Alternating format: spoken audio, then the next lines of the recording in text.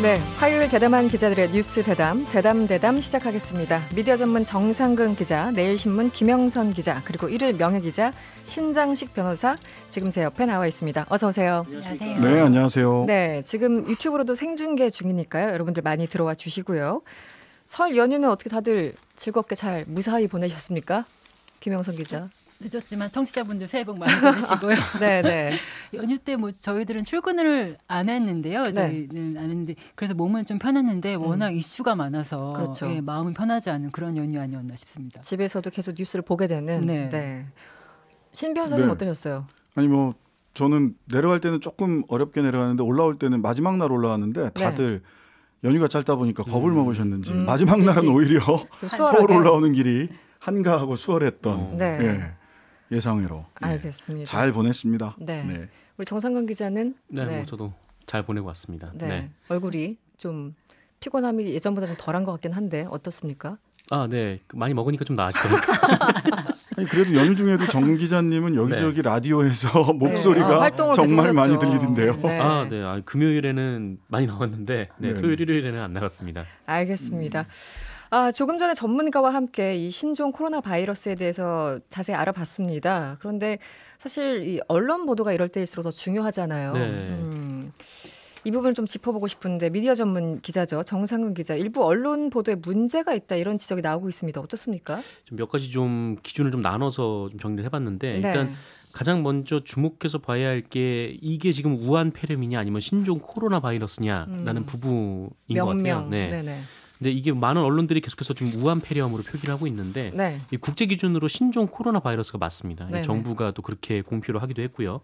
근데 이게 세계보건기구의 공식 명칭이고 또 현재는 이 지역명으로 바이러스 이름을 정하지 않도록 하고 있기 때문에 이 신종 코로나 바이러스라고 부르는 게 맞아요. 근데 문제는 아까 말씀드렸듯이 많은 언론들이 계속해서 우한 폐렴으로 표기를 하고 있고 여기에 좀 더 나아가서 지금 문제가 되는 보도는 우한 폐렴을 신종 코로나 바이러스로 불렀다고 해서 정부가 이제 중국의 저자세로 나가는 것이다라는 보도가 나왔다라는 건데 이 조선일보 보도였고요.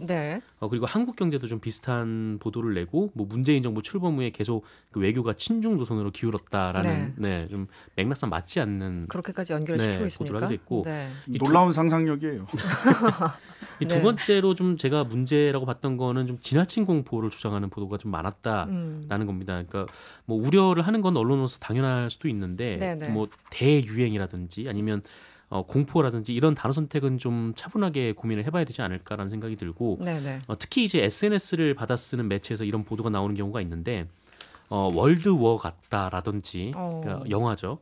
좀비 영화. 그러니까 현실판 좀비 바이러스라든지 좀 이런 자극적인 단어를 뭐 쓰는 행태도 좀 여전히 좀 유지가 되고 있었고 이 마지막으로는 이거는 좀 기성 언론도 자유롭지 않은데 일종의 좀 혐오를 조장하는 보도도 굉장히 좀 많았다. 특히 이제 중국인들에 대한 좀 혐오를 조장하는 분들이 많았는데 보도가 많았는데 뭐 중국인들이 뭐 공짜 치료를 노리고 한국으로 몰려오고 있다거나 뭐 중국이 코로나 바이러스를 수출하고 있다라거나 그런 표현은 좀 심하네요. 이 방송사 페이스북에 좀 코로나까지 수출하는 중국 이렇게 표기를 하는 일도 있었고 또 돈 내고 한국 와서 치료받는다 뭐 이런 또 확인되지 않은 보도도 있었습니다. 알겠습니다. 이런 와중에 오늘 조선일보 박수찬 특파원이 쓴 우한 탈출기 네티즌에게 큰 비난을 받고 있다고 하는데요. 이 부분도 간략하게 설명 좀 해주시죠. 뭐 우한에서 지금 이제 신종 코로나 바이러스가 발병을 했으니까 우한에 다녀왔다라는 거죠. 우한에 다녀온 것까지는 좋은데 그런데 갔다가 나오려고 했는데 우한이 봉쇄가 됐다라는 겁니다. 그래서 도시를 빠져나오려고 이 택시를 타고 이 택시 기사분이 어떻게 해서 이 중국 정부의 돈을 속이고 몰래 빠져나왔다라는 결론이 나와버렸는데 이것 때문에 지금 논란이 좀 많죠. 관련 내용을 좀 보셨을 것 같은데 어떻습니까, 김영선 기자? 일단 기사를 썼다는 거는 뭐 해당 특파원이든 그 데스크든 기사 가치가 있다. 그러니까 어떤 메시지가 있다라고 아마 판단을 했다는 건데 이 기사는 사실 어떤 메시지를 주고자 했던 것인지가 좀 솔직히 잘 모르겠더라고요. 굳이 뭐 생각을 해보자면 현재 우한의 불안감과 어떤 긴장감이 이 정도니까 이걸 탈출 행렬에서 보여주고자 하는 거였는지 아니면 이런 탈출 방법도 있으니까 빨리 탈출하라는 건지 네. 이게 어느 쪽인지 모르겠지만 이 독자들의 비판을 이렇게 빗발치고 있다는 거는 기사의 메시지가 사실상 전달이 안 됐다는 뜻으로 봐야 할 것 같고요. 네. 특히 그 어떤 기자들, 중국 기자들은 이 우한을 봉쇄한다는 이야기를 듣고 오히려 더 늦기 전에 네네. 우한에 들어가려고 애를 썼다고 하는데 그 현장으로 네네 더 늦기 전에 탈출했다고 쓴 기사가 공감을 얻기는 좀 힘들 수밖에 없지 않았나. 네네.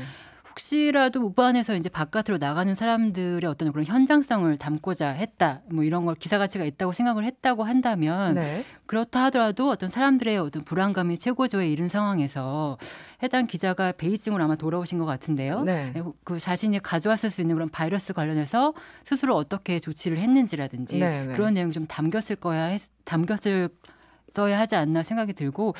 사실 지금 다들 불안해하는 게 이거잖아요. 나는 괜찮을 거야 라고 생각해서 돌아다니다가 네네.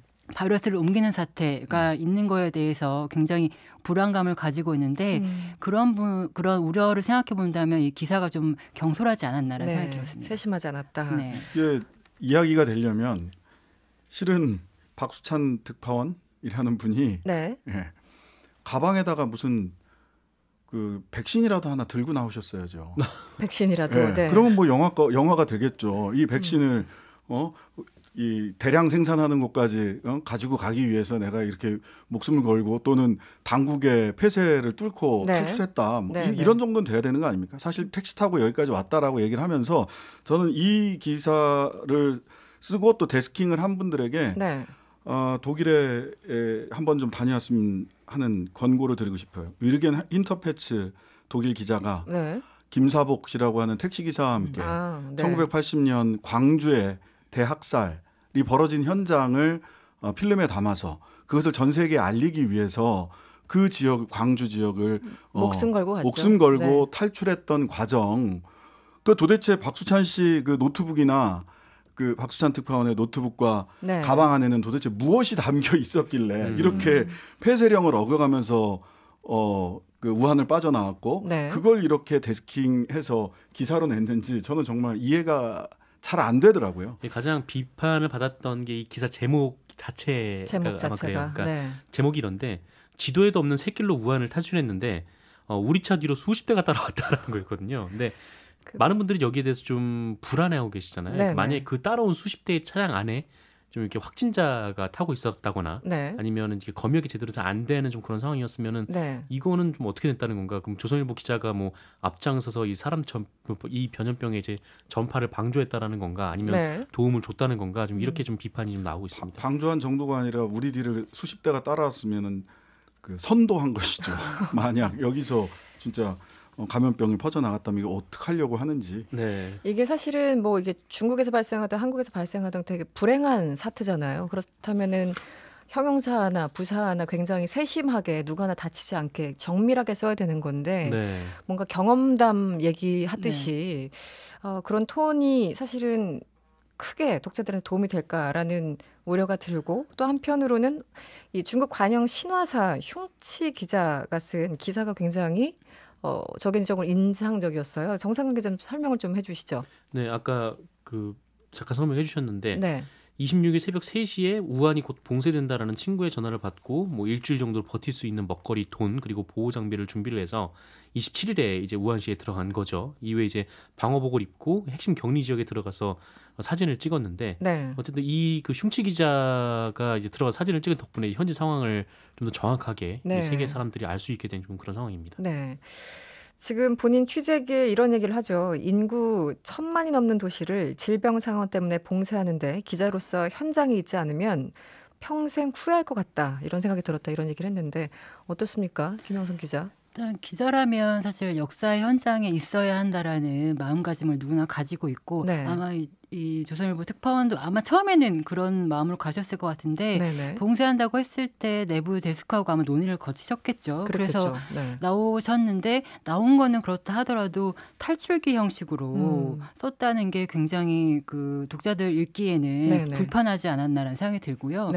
그렇지 이건 뭐 저만의 생각은 아닌 것 같은데 요즘 보면 이렇게 사람들의 관심이 이렇게 집중되는 일이 있을 때 네. 항상 보면 언론 보도 참사도 같이 벌어지는 예, 그게 거의 필수 옵션으로 따라오는 것 같아요. 그러니까 앞서 보면 조국 사태 때도 그랬고요. 그다음에 더 뭐 예전까지 거슬러 올라가면 세월호 참사 때도 그랬고 좀 더 이럴 때일수록 뭔가 새로운 거를 어떻게 다른 시각으로 보도하려고 하다 보니까 굉장히 섬세하지 못한 기사가 나오게 되고 피해자들을 오히려 좀 조롱하거나 혐오를 부추기는 보도가 나오는 그런 상황이 생기지 않나 싶습니다. 이게 뭐 술자리 무용담 수준 이 그 버젓이 그 이런 대형 일간지에 지면을 차지하고 나왔다는 게 참 어떻게 이해를 해야 될지를 모르겠어요. 도대체 무슨 얘기를 하고 싶으신 건지를 알지를 못하겠어요. 아무리 읽어봐도 이 기사는. 네, 저희들 얘기 들으시면서 안광태님이 문자 주셨는데 영웅 탈출기인가요? 갑갑하네요. 이런 문자 주셨고요. 박재부님.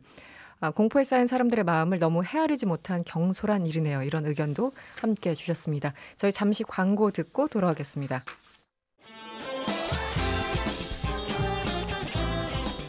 여러분의 퇴근길을 꽉 채워드립니다. 평일 저녁 6시 5분 이승원의 세계는 그리고 우리는